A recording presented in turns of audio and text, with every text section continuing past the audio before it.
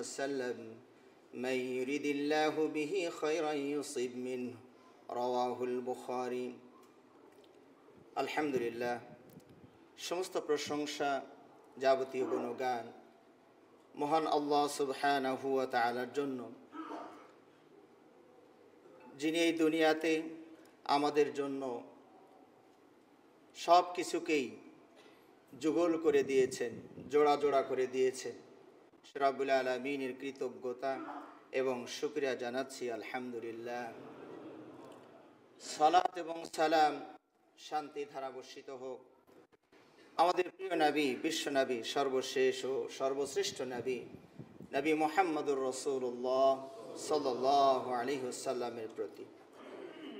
সমবেত সম্মানিত মুসল্লিবৃন্দ, আজকের এই পবিত্র খুতবায় আমি আপনাদের সামনে যে বিষয় নিয়ে আলোকপাত করার ইচ্ছা পোষণ করি সেটি হচ্ছে বিপদে আপদে করণীয়। আল্লাহ রাব্বুল আলামিন পবিত্র কোরআনে বলছেন, অমিন কুল্লি শাইইন খালাকনা যাওজাইন।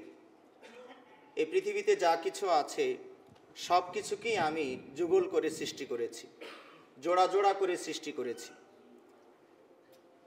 এটা জীবের ভিতরেও পাবেন, জড়র ভিতরেও পাবেন। যেমন আসমান, জমিন, চন্দ্র, সূর্য, দিবা, নিশি, নারী, পুরুষ, জিন, ইনসান, এইভাবে শান্তি, অশান্তি, হর্ষ, বিষাদ, আনন্দ, নিরানন্দ, সত্য, মিথ্যা, এইভাবে আপনি মনে হয় সবগুলো বিষয়কে এই জোড়া জোড়ার আওতায় আপনি আনতে পারবেন, যেটা আল্লাহ রাব্বুল আলামিন পবিত্র কোরআনে বলছেন, অখালাকনা মিন কুল্লি শাইইন খালাকনা যাওজাইন। আমি সব কিছুকেই যুগল করে সৃষ্টি করেছি। এই পৃথিবীতে আমরা যারা অবস্থান করছি এবং আমাদের পূর্বেও যারা অবস্থান করেছেন, এমন কোনো মানুষকে আপনি পাবেন না যার জীবনে দুঃখ কি জিনিস স্পর্শ করেনি। এমন কোনো মানুষ পাবেন না যিনি সারা জীবন শুধু সুখ অনুভব করেছে, কখনো দুঃখ, কষ্ট, ক্লেশ তার জীবনে ছোঁয়নি, এমন কাউকেই আপনি পাবেন না। সেটা সর্বশ্রেষ্ঠ নবী রাসূল থেকে শুরু করে সর্বনিম্ন মানের মানুষ, ফেরাউনের মতো, নমরুদের মতো এই ইতর শ্রেণী যারা আছেন, এরাও কখনো এক সাইডে ছিল না। কখনো তাদের জীবনে সুখ এসেছে, কখনো হাসি এসেছে, কখনো বা আবার কান্না, দুঃখ, হর্ষ, বিষাদ, এই মিশ্রণেই আমাদের জীবন। তার মানে এই দুনিয়াটা হচ্ছে আপনার পরীক্ষার জায়গা, আর পরীক্ষার হলটা চা বিস্কুট খাওয়ার জায়গা নয়, এটা টেনশনের জায়গা। প্রশ্নের উত্তর সঠিকভাবে দিতে হবে, সুন্দরভাবে দিতে হবে, সময়ের মধ্যে উত্তরগুলো শেষ করতে হবে। এটা হচ্ছে সেই জিনিস। দুনিয়াটা পুরোটাই হচ্ছে একটা হল রুম। সেই হল রুমের ভিতরে আমরা অবস্থান করছি। এখানে মুহুর্মুহু আপনার আমার জীবনে পরীক্ষা আসবে, কারণ দুনিয়াটাই হচ্ছে পরীক্ষাগার। জান্নাত আর এই দুনিয়া, পরকাল এবং দুনিয়া দুটোর সাথে যদি তুলনা করেন, জান্নাতে যে আল্লাহ রাব্বুল আলামিন অফারগুলো দিয়েছেন তার উল্টোটা এখানে অনেকটাই পাওয়া যাবে। আল্লাহ রাব্বুল আলামিন বলছেন, লা খাউফুন আলাইহিম ওয়া লা হুম ইয়াহজানুন। জান্নাতে ভয় নেই, চিন্তা নেই। তাহলে বোঝা গেল কি দুনিয়াতে ভয় আছে এবং চিন্তা আছে। তাই যদি না থাকবে তাহলে আল্লাহ রাব্বুল আলামিন ওই অফারটা দিতে গেলেন কেন? তাহলে মানুষ ওইদিকে আগ্রহটা করবে কেন? সেই জন্যই তো করবে যে দুনিয়াতে অশান্তি আছে, দুঃখ আছে, কষ্ট আছে, না পাওয়ার বেদনা আছে। কিন্তু রাব্বুল আলামিন ওখানে সবগুলো অফার উল্টো করে দিয়েছেন। সেখানে ভয় নাই, এখানে ভয় আছে, কাজে ওখানে যাওয়ার চেষ্টা করো। সেখানে ক্ষুধা নাই, এখানে ক্ষুধা আছে, ওখানে যাওয়ার চেষ্টা করো। এইভাবে এখানে যা চাচ্ছ তা পাবে না, কখনই সম্ভব নয়। সবচেয়ে পরাশক্তিও যা চাচ্ছে তা পাচ্ছে না, কাজে এখানে নয়, ওখানে চাও। ওয়ালাকুম ফিহা মা তাশতাহি আনফুসুকুম। তোমাদের মন যা চাবে ওখানে তা পাবে।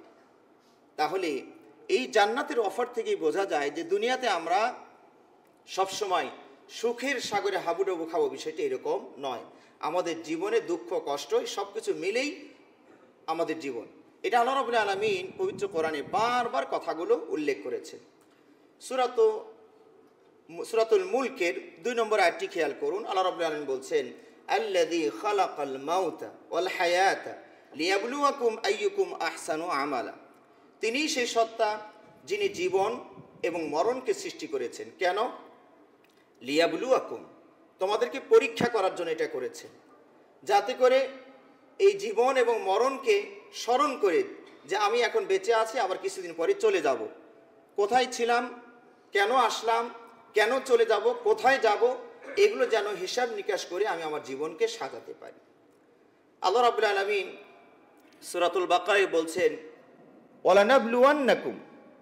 এখানে শব্দগুলোকে কয়েকভাবে শক্তিশালী করে বর্ণনা করা হয়েছে। আমরা যেমন অবশ্যই শব্দগুলো যোগ করি, নিশ্চিত আমি করব, আল্লাহ রাব্বুল আলামিন এখানে দুইটা শব্দ একত্রিত করেছেন, লা ওয়া লা। লানাবলুওয়ান্নাকুম, আমি অবশ্যই তোমাদেরকে পরীক্ষা করব। এটা আল্লাহর ওয়াদা। লাম দিয়ে শক্তিশালী করেছেন, শেষে নুন তাকিদ আরবিতে বলা হয় ওয়ালানাবলুওয়ান্নাকুম, ডবল নুন নিয়ে এসেছেন। এই দুটো শব্দ দিয়ে আল্লাহ রাব্বুল আলামিন পরীক্ষাকে একদম সুনিশ্চিত করেছেন, এটা হবেই হবে।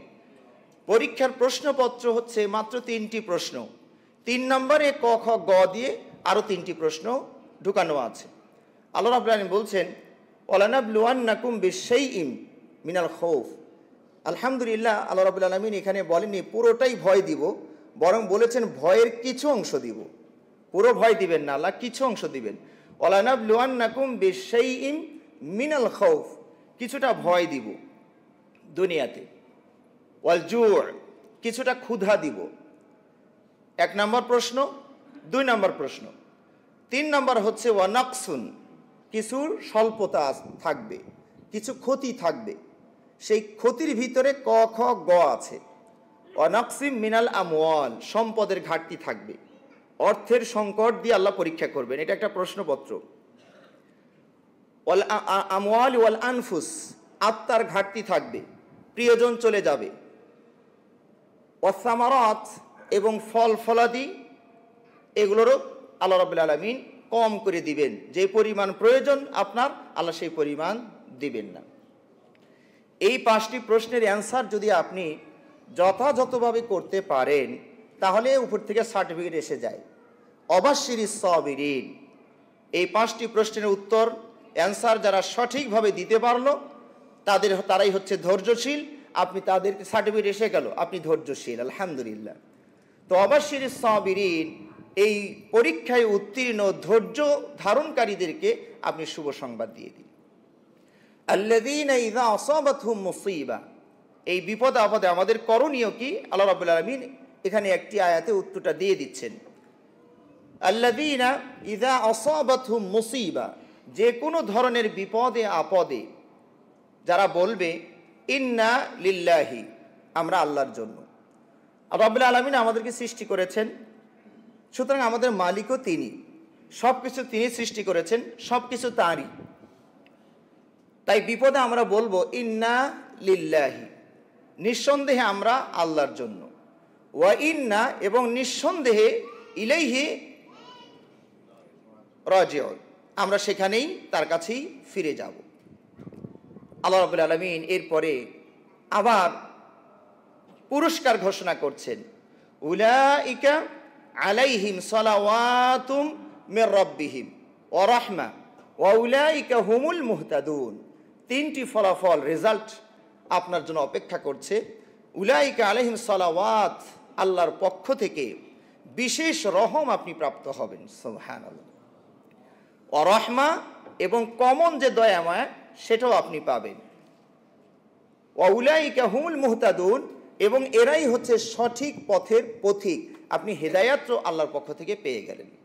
সুবহানাল্লাহি বিহামদিহি সুবহানাল্লাহিল আযীম। সুতরাং সম্মানিত ভাইয়েরা, এই পৃথিবীতে দুঃখ কষ্ট বালা মুসিবত সর্বদিক থেকে, বিশেষ করে আমরা যারা মুমিন হব, তাদেরকে ঘিরে রেখেছে। আল্লাহ নবী সাল্লাল্লাহু আলাইহি ওয়াসাল্লাম হাদিসে বলেছেন, আশাদ্দুন নাসি বালাআন আল আম্বিয়া সুম্মাল আমসাল সুম্মাল আমসাল। এই পৃথিবীতে সবচেয়ে বেশি বিপদগ্রস্ত হন নবী রাসূলগণ, এরপরে যারা আছেন, তারপরে যারা আছেন, মাত্রাটা কমে আসে। আপনার ইমানের পাওয়ার যে পরিমাণ, পরীক্ষার প্রশ্নটা হবে ওই পরিমাণ। এটা তো স্বাভাবিক কথা।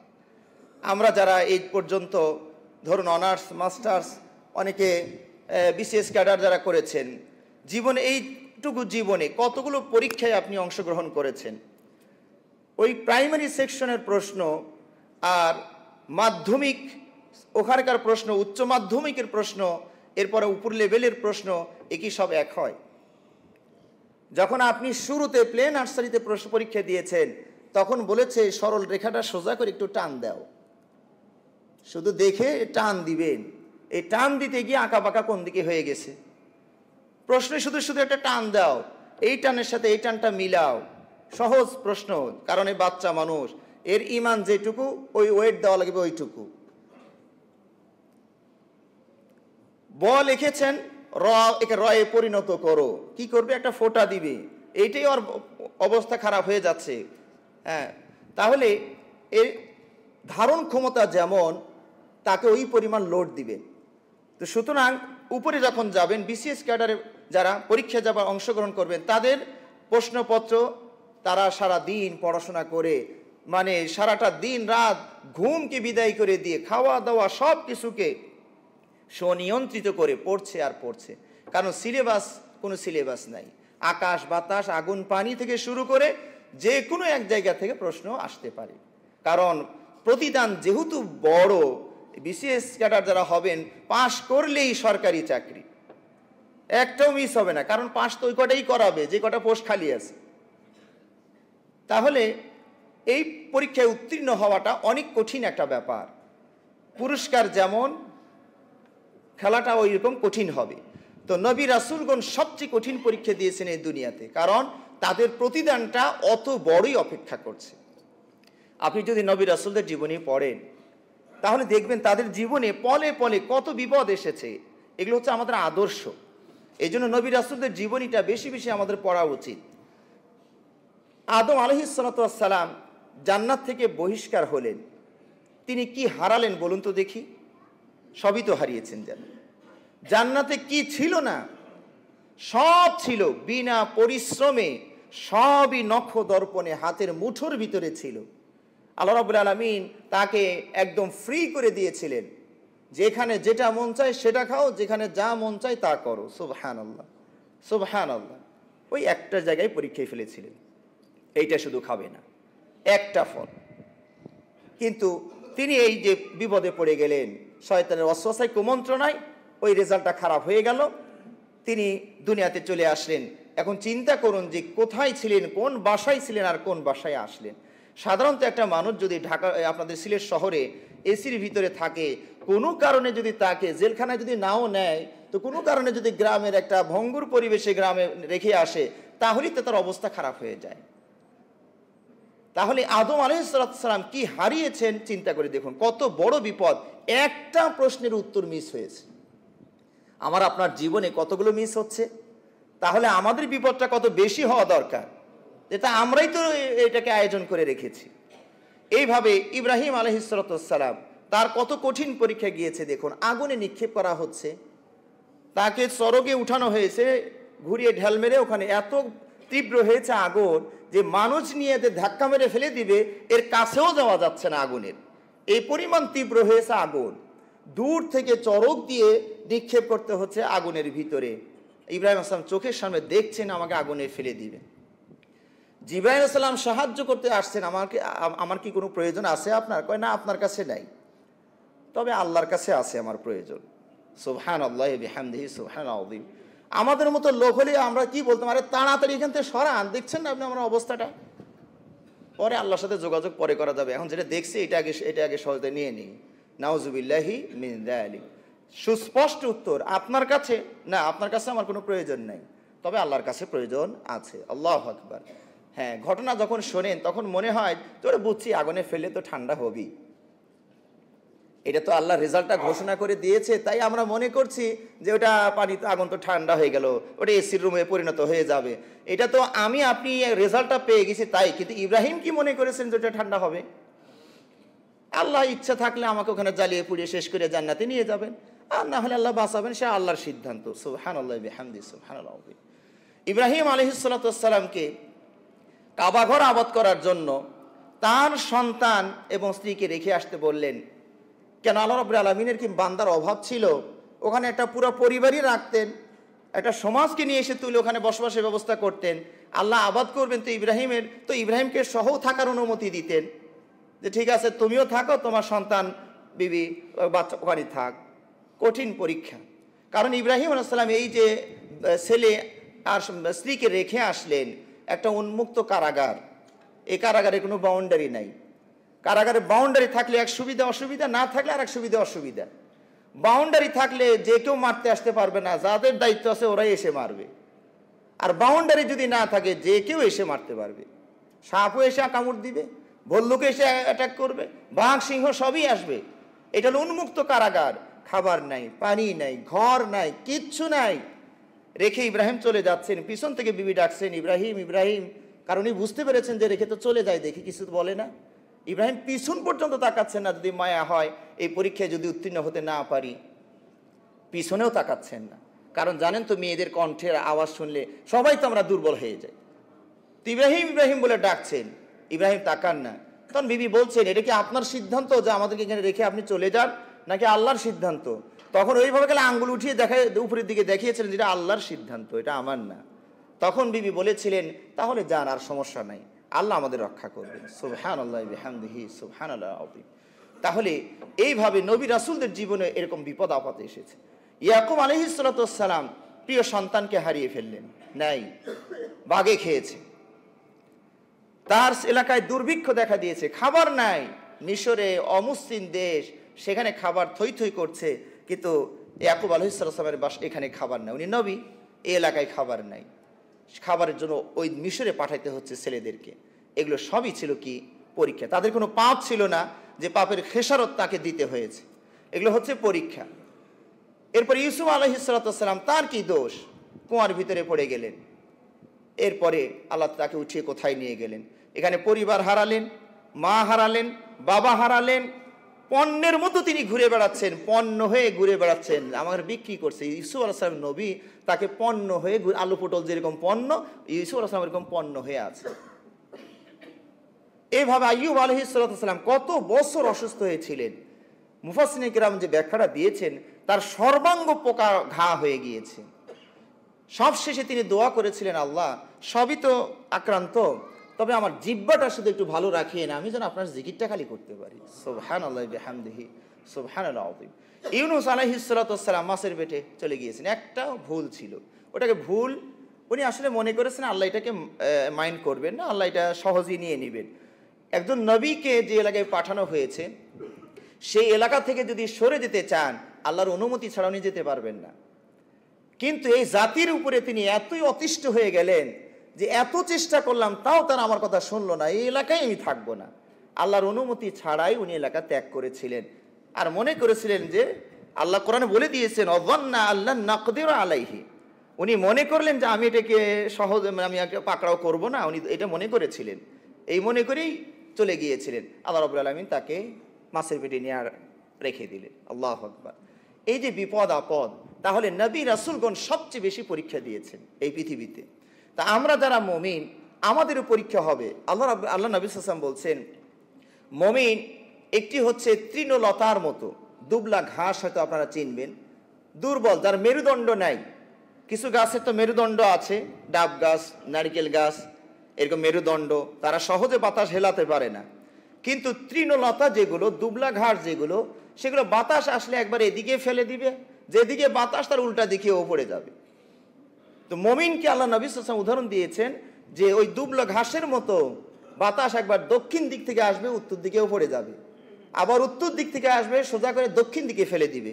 এইভাবে মুমিনের জীবন ভরপুর বিপদে আপদে, এইভাবে চলতে, উঠতে, বসতে, পড়তে একসময় দুনিয়া থেকে তিনি বিদায় হয়ে চলে যাবে।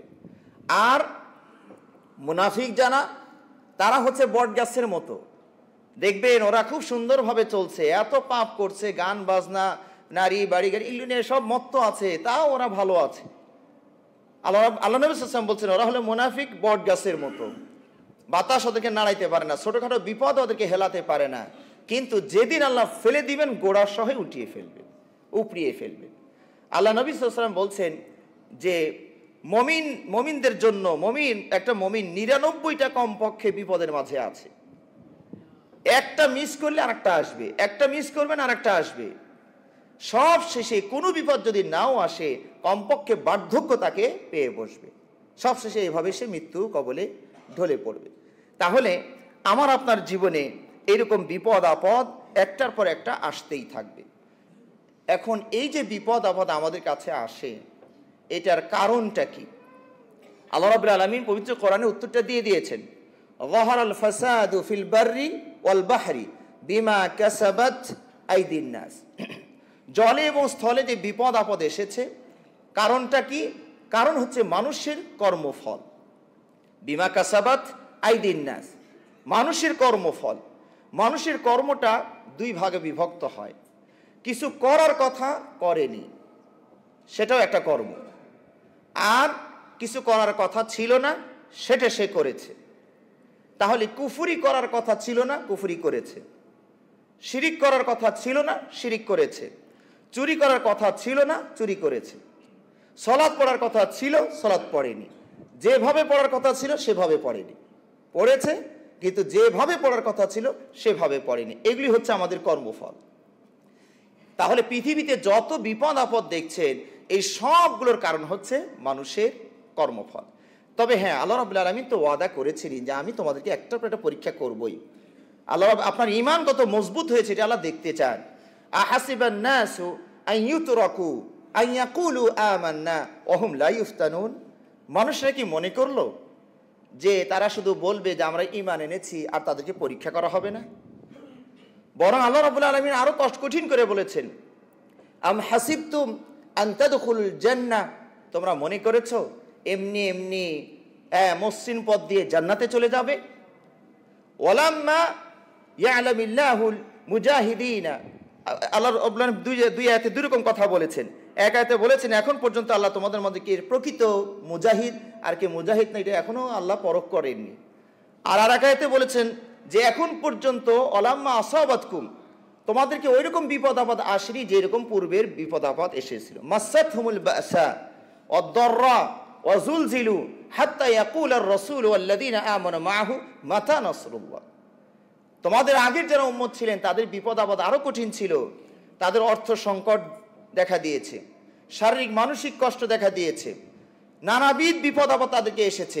মাটির নিচে ভূমিকম্প শুরু হয়ে গেছে। আর বিপদটা এমন, এই স্থির জমিন যেন মনে হতো যে অস্থির, আসলে ভূমিকম্প না, কিন্তু বিপদ আপদটা এতই প্রকট হয়ে গেছে মনে হচ্ছে না পায়ের নিচে মাটি নাই, কাঁপছে থরথর করে।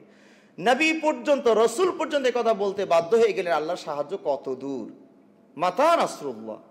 আল্লাহ রাব্বুল আলামিন উত্তরে বলেছেন আলা ইন্না নাসরাল্লাহি কারীব, আল্লাহর সাহায্য অতি কাছে। সুতরাং আল্লাহ রাব্বুল আলামিন আমাকে আপনাকে পরীক্ষা করবেন, এটা নিশ্চিত। এই পরীক্ষা কেন আল্লাহ করছেন এটারও কারণ আছে, দুটো কারণ কমপক্ষে আছে। প্রথম কারণ হচ্ছে যে আপনার কোনো পাপ আছে কিনা। যদি কোনো বিপদ আসে তাহলে আপনি প্রথম নজরটা দিবেন যে আমার কোনো ভুল আছে কিনা। যদি ভুলটা থাকে সেখান থেকে মুক্ত হওয়ার চেষ্টা করি। আর যদি মনে করেন যে আমার কোনো ভুল নাই, আল্লাহ যেটা করতে বলেছেন সেটা করেছি, যেটা করতে মানা করেছেন সেটা ছেড়েছি, কিন্তু এই মানের লোক কে আছি চিন্তা করে দেখুন। তারপরও যদি বিপদ আসে তাহলে আপনাকে বুঝতে হবে যে আমার কর্মের ত্রুটি আছে। আল্লাহ রাব্বুল আলামিন আপনার জন্য জান্নাতে যে পজিশনটা রেখেছেন সেই পজিশনে যাওয়ার জন্য যে কর্মের দরকার, কারণ আপনি বিসিএস ক্যাডারের লোক হলে যে পরিশ্রম করার দরকার সেটা আপনি করছেন না, কাজে অন্যভাবে পরীক্ষা করে আলাদা ইন্টারভিউ নিয়ে ওই স্তরে নেওয়ার চেষ্টা করছেন। আল্লাহ রাব্বুল আলামিন আপনার জন্য জান্নাতে উচ্চ একটা মর্যাদা রেখেছেন, আপনার পড়াশোনায় অত দূর যাওয়া সম্ভব হচ্ছে না। এই জন্য আল্লাহ রাব্বুল আলামিন অন্যভাবে ইন্টারভিউ নিয়ে বালা মুসিবত দিয়ে ধৈর্য ধারণ করিয়ে আল্লাহ আপনাকে ওখানে নিয়ে যাবে। সুবহানাল্লাহি বিহামদিহি সুবহানাল আযীম। রাব্বুল আলামিনের কাছে আমরা ফরিয়াদ জানাই আল্লাহ রাব্বুল আলামিন যেন আমাদেরকে বিপদে আপদে ধৈর্য ধরার তৌফিক দান করেন, আমিন। ওয়া আখিরু দাওয়ানা আলহামদুলিল্লাহি রাব্বিল আলামিন। ইন্নাল হামদালিল্লাহি ওয়াহদা ওয়াসসালাতু ওয়াসসালামু আলা মান লা নাবিয়্যা বা'দা ওয়া আলা আলিহি ওয়া আসহাবিহি ওয়া মান তাবি'আহুম বিইহসানিন ইলা ইয়াউমিদ্দিন, আম্মা বা'দ। সম্মানিত মুসলিমবৃন্দ, আসলে আজকের বিষয় যেটা ছিল মানে অনেকটা ভূমিকাতেই শেষ হয়ে গিয়েছে কথাগুলো। মূল যে বিষয় বিপদে আপদে করণীয় সেই করণীয়তে এখনও আমরা আসিনি। কিছু কিছু বক্তব্যের ভিতরে পয়েন্টে পয়েন্টে কিছু কথা এসে গিয়েছে, আলহামদুলিল্লাহ। তো পয়েন্ট আকারে আমি আপনাদেরকে যে আমাদের বিপদ আপদে আমাদের যে করণীয়টা কি, পয়েন্ট আকারে দুটো কথা বলি। এক নম্বর হচ্ছে ধৈর্য ধারণ করা। ধৈর্যটা কাকে বলা হয়? ধৈর্য হচ্ছে বিপদের শুরুতেই ভেঙ্গে না পড়া, শরীয়ত বিরোধী কিছু না করা। বড় ধরনের একটা বিপদ হয়েছে, আপনি ধৈর্য ধারণ করবেন। এই ধৈর্য ধারণ করা মানে কি, কান্নাকাটি যা আছে সব কিছু করার পরে যখন দেখলো যারা পাওয়াই যায় না, তখন তিনি ধৈর্য ধারণ করেন। এটাকে ধৈর্য বলে না। তাহলে তো আপনারা সবাই ধৈর্য ধারণ করেছেন, আপনার বাবা মারা গিয়েছেন, এখন তো আর কাঁদছেন না, হ্যাঁ ধৈর্য ধারণ করছে, আল্লাহ নিয়েছে আর কি করার। ছেলেটা নিয়ে গেছে 10 বছর পরে, আপনি তো ধৈর্য ধরেছেনই, আর তো কাঁদছেন না, আর হাহুতাশও করছেন না। এটাকে ধৈর্য বলে না। ওই যেদিন ছেলেটা চলে গিয়েছে, যেদিন বাবা চলে গিয়েছে, যেদিন চাকরিটা চলে গিয়েছে, যেদিন আপনার বিপদটা হয়েছে, ওই দিনে ধৈর্য ধারণ করবে। ধৈর্য ধারণ করা মানে এটা নয় যে চোখে পানিটাও আসবে না। পানি আসবে। ইয়াকুব আলাইহিস সালামের বিপদ ছিল, চোখে পানি এসে অন্ধ হয়ে গিয়েছিলেন তিনি। চোখে পানি আসবে। ছেলেটা এত সুন্দর ছেলে, এই ছেলের জন্য কোন বাবার চোখে পানি আসবে না বলেন তো দেখি? পৃথিবীর অর্ধেক সৌন্দর্য যে ছেলেটার গায়ে, সেই ছেলেটা ওই বাবা হারাইছেন। তার কি পরিমাণ কষ্ট, তিনি কেঁদেছেন, চোখটা অন্ধ হয়ে গিয়েছে কাঁদতে কাঁদতে, কিন্তু আওয়াজ ছিল না। আল্লাহর প্রতি তার অসন্তুষ্টি ছিল না। হয়তোবা কোনো একটা পরীক্ষার কারণে আল্লাহ আমাকে এটা করছেন। কত কঠিন ছিল দেখুন। ইয়াকুব আলাইহিস সালামকে যদি আল্লাহ শুধু বলতেন, ইয়াকুব তুমি কেঁদো না, তোমার ছেলে ভালো আছে, আমি ভালো জায়গায় রেখেছি, ও বেঁচে আছে, এইটুকু বললেও তো ভালো আছে। তাও যদি আল্লাহ না বলতো ও বেঁচে আছে, নিরাপদে আছে, তাহলে তো ওই বেচারার কাঁদে না। কিন্তু রব্বুল আলামিন এই সংবাদটা ইয়াকুব আলাইহিস সালামকে দিচ্ছে না। কারণ কি? তার চোখের পানি আল্লাহকে ভালো লাগে, ও পড়তে থাক, সমস্যা কি? তাহলে ধৈর্য ধারণ করতে হবে। ধৈর্য, এটার প্রতিদান প্রতিফল বিশাল। ওই যে আল্লাহ বলছেন, প্রথমে শুভ সংবাদ দিয়েছে, অবাশশিরিস সাবিরিন, ধৈর্যশীলদের আল্লাহ শুভ সংবাদ দিন। এরপরে ধৈর্যশীলদের সাথে আল্লাহ আছেন, ইন্নাল্লাহা মাআস সাবিরিন, ধৈর্যশীলদেরকে আল্লাহ পছন্দ করেন, আল্লাহু ইউহিব্বুস সাবিরিন। এরপরে ধৈর্যশীলদের জন্য আল্লাহ পুরাপুরি প্রতিদান দিবেন। এই যে দুনিয়াতে যখন আপনি বালা মুসিবতে উত্তীর্ণ হয়ে পরকালে যাবেন, এর প্রতিদান যদি আল্লাহ আপনাকে দুনিয়াতে দিয়ে না থাকেন, পরকালে মরণের পরে পুরাপুরি প্রতিদান আল্লাহ আপনাকে দিবেন। সেই দিন আপনি বিপদগ্রস্ত মানুষ, আল্লাহর কাছ থেকে যেন পুরস্কারটা নেবেন, এ পরিমাণ পুরস্কারটা হবে। যারা সুস্থ ছিলেন, অসুস্থ কখনো টাচ করেনি, বিপদ আপদ আসেনি, তারাও কামনা করতে থাকবে, আহারে পৃথিবীতে যদি আমার চামড়াটা কেসি দিয়ে কাটা হতো, তাহলে আজকে আমি কত ভালো লাভবান হতে পারতাম। সুবহানাল্লাহ বিহামদিহি সুবহানাল আযীম। সুতরাং ধৈর্য ধারণ করতে হবে। বিপদে মানুষ 4 পদে ভাগ হয়ে যায়। একদল হচ্ছে ভেঙ্গে পড়ে, আল্লাহর প্রতি অসন্তুষ্টি প্রকাশ করে, আল্লাহ আমারই পাইলো, আর লোক ছিল না, আর আল্লাহ তার আর বান্দা নাই, পরীক্ষাটা আমার উপরই নেওয়া লাগবে। এই বান্দা দুটোই হারাইলো। অসন্তুষ্টি হয়ে এক মারাত্মক ভুল করলো, বিপদে তো ধৈর্য সে ধরেই নেই, দুইটা ভুল কাজ করেছে। আরেক শ্রেণীর মানুষ হচ্ছে শুধু ধৈর্য ধারণ করে। আরেক শ্রেণীর মানুষ হচ্ছে ধৈর্যের পাশাপাশি সন্তুষ্টি প্রকাশ করে, যে আলহামদুলিল্লাহ আল্লাহ যা করেছেন, আমি আল্লাহর সিদ্ধান্তে সন্তুষ্ট আছি। 4 নম্বর লোক হচ্ছেন শুধু ধৈর্য ধরে না, শুকরিয়া পর্যন্ত আদায় করে।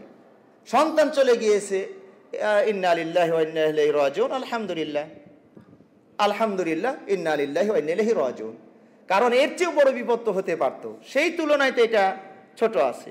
তো এই জন্য যারা মানে সর্বোচ্চ স্তরের, তারা শুধু ধৈর্য ধরবে না, সন্তুষ্টিও প্রকাশ করবে, পাশাপাশি আল্লাহর শুকরিয়া আদায় করবে। আল্লাহ নবী সাল্লাল্লাহু আলাইহি ওয়াসাল্লাম যখন বিপদে আপদে কেউ জিজ্ঞেস করতে কেমন আছেন, বলতেন আলহামদুলিল্লাহ আলা কুল্লি হাল, সর্ব অবস্থায় আল্লাহর শুকরিয়া। আমাকে ভালো রাখলেও আলহামদুলিল্লাহ, আল্লাহ ক্ষুধার্ত রাখলেও আলহামদুলিল্লাহ, খেতে দিলেও আলহামদুলিল্লাহ। তো এই হচ্ছে আমাদের প্রথম কাজ, ধৈর্য ধারণ করতে হবে। 2 নম্বর কাজ হচ্ছে ধৈর্য এবং সবরের মাধ্যমে আল্লাহর সাহায্য চাইতে হবে। ওয়াস্তাঈনু বিস-সাবরি ওয়াস-সালাহ। তাহলে ধৈর্য এবং সালাত, বিপদ, আল্লাহ নবী সাল্লাল্লাহু আলাইহি ওয়াসাল্লাম করে বিপদ আসলে সালাতে দাঁড়িয়ে যেতেন। আমরা তো এদিক ওদিক ছোটাছুটি বেশি করি, হাহুতাশি বেশি করি, কিন্তু আল্লাহকে টেলিফোনটা আগে করেন। আমরা তো মানুষকে আগে টেলিফোন করি, পুলিশে একটু জানাই, ভাইকে একটু জানাই, উপর লেভেলে আগে জানাই, জানাবেন সেটাও ঠিক আছে আছে, কিন্তু সর্বপ্রথম টেলিফোনটা কার কাছে যাবে? আল্লাহ রাব্বুল আলামিনের কাছে যাবে। এটা 2 নম্বর কাজ। এখানে আল্লাহর কাছে মানে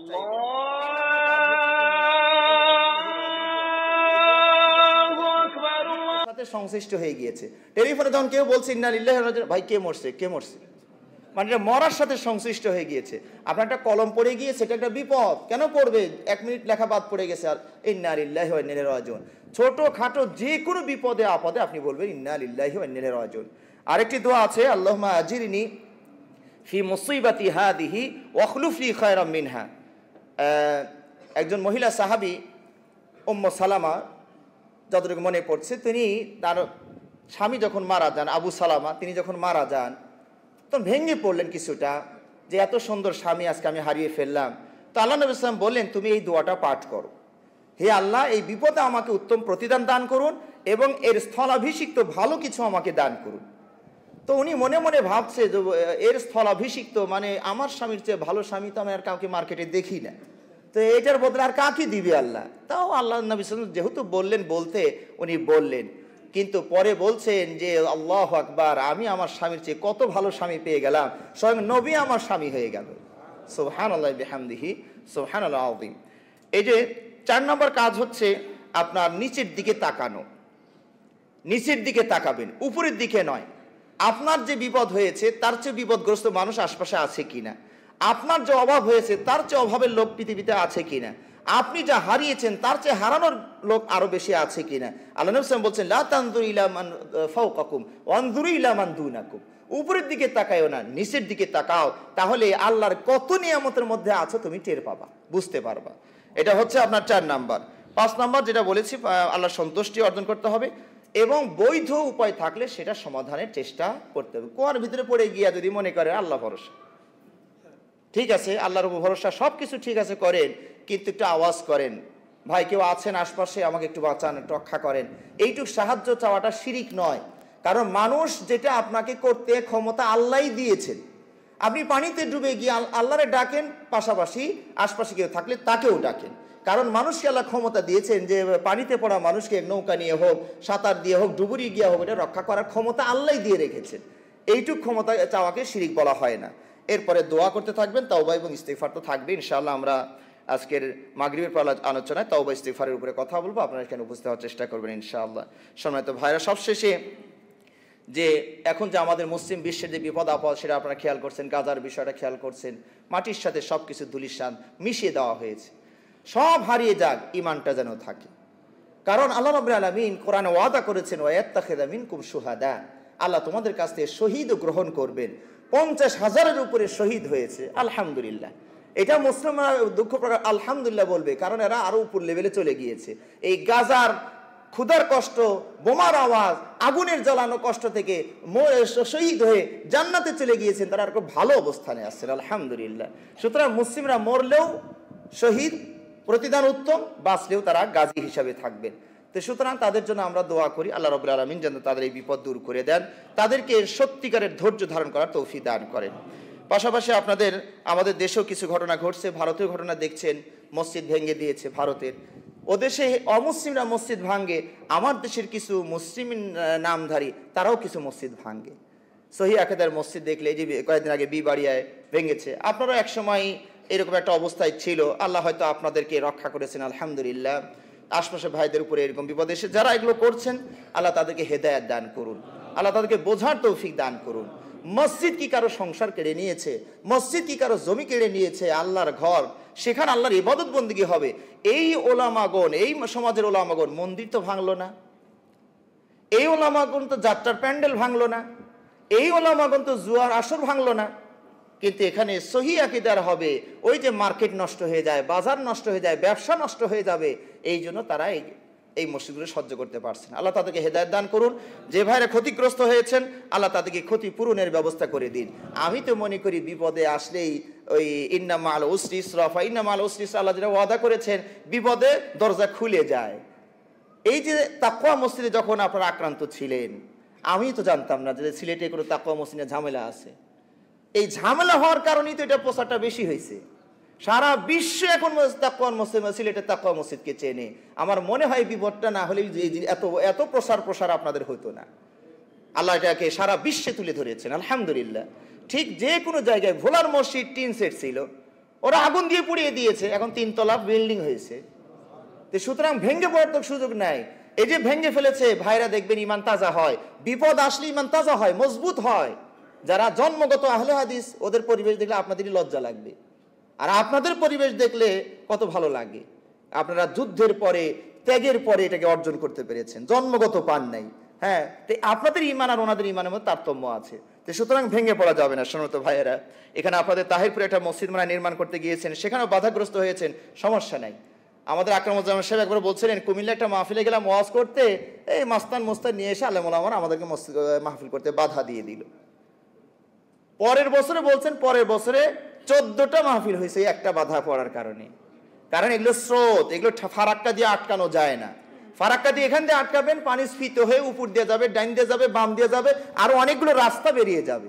একটা বাধাগ্রস্ত হয়েছেন, আরো 10টা রাস্তা খুলে যাবে ইনশাআল্লাহ। কারণ ওই সময় যারা বাধা দিয়েছেন তাদের মনে প্রশ্ন জাগলো যে আমাদের আলেম ওলামা, এই আলেম ওলামাকে বক্তব্য দিতে মানা করলো কেন? এই আলেমরা তো আমাদের যাত্রা প্যান্ডেল ভাঙ্গানোর জন্য উদ্বুদ্ধ করে না, সিনেমা ভাঙ্গার জন্য উদ্বুদ্ধ করে না। তো এক আলেম আসছিল, ওনারা বলে এনারা একটু বলবে, এই বলতেই দিল না, এখানে আসেটা কি এটা দেখতে চাইছে তারা। ওই যারা বাধা দিয়েছিল তোমার পরবর্তী 14টা মাহফিল তাদের নিয়ন্ত্রণে, নিরাপত্তা দিয়ে তারাই আবার আয়োজন করেছিলেন। সুবহানাল্লাহি বিহামদিহি সুবহানাল্লাহ আযীম। সুতরাং ভাইরা, ওই মক্কা থেকে চলে গিয়েছিলেন নবী সাল্লাল্লাহু আলাইহি ওয়াসাল্লাম, আবার মক্কা আল্লাহ ফিরিয়ে দিয়েছেন। তো সুতরাং নিরাশ হওয়ার কিছু নাই, ধৈর্য ধারণ করি, তবে তাওয়াক্কুলটা যেন আল্লাহর উপরে থাকে। প্রশাসনের সহযোগিতা নেবেন আল্লাহর পরে, শুরুটাই যেন আমরা পুরোটাই যেন প্রশাসনের উপরে নির্ভরতা না করি। কারণ প্রশাসন প্রধানমন্ত্রীকে নিরাপত্তা দিতে পারে নাই, এখন পাসপোর্টের নাম চেঞ্জ করে আর এক জায়গায় চিকিৎসাই করতে যেতে হয়, তাহলে সেখানে আপনার আমার নিরাপত্তা কি করে দিবে? কারো কোনো নিরাপত্তা নাই। যে পুলিশকে আপনারা নিরাপদ মনে করছেন, তাকেই তো ওই যে আগস্টে তাকে নিরাপত্তা কে দিয়েছে? সুতরাং ভরসা আল্লাহর উপরে, এরপরে বৈধ যত সুযোগ আছে সেটা নেওয়ার চেষ্টা করবেন। আল্লাহ আমাদেরকে তৌফিক দান করুন, আমিন। আল্লাহুম্মা সাল্লি আলা মুহাম্মাদ ওয়া আলা আলি মুহাম্মাদ কামা সাল্লাইতা আলা ইব্রাহিম ওয়া আলা আলি ইব্রাহিম ইন্নাকা হামিদুম মাজিদ। আল্লাহুম্মা বারিক আলা মুহাম্মাদ وعلى آل محمد كما باركت على إبراهيم وعلى آل إبراهيم إنك حميد مجيد. اللهم أعز الإسلام والمسلمين، اللهم أعز الإسلام والمسلمين، واخذل الكفرة الفجرة اليهود والمشركين، اللهم دمر ديارهم وشتت شملهم ومزق جماعهم، اللهم نج المسلمين في فلسطين، اللهم نج المسلمين في فلسطين، اللهم أرسل عليهم طيرا أبابيل، اللهم أرسل عليهم طيرا أبابيل، اللهم أغرقهم كما أغرقت فرعون، اللهم أغرقهم كما أغرقت فرعون. سبحان ربك رب العزة عما يصفون وسلام على المرسلين والحمد لله رب العالمين. দাঁড়িয়ে কথা সোজা করে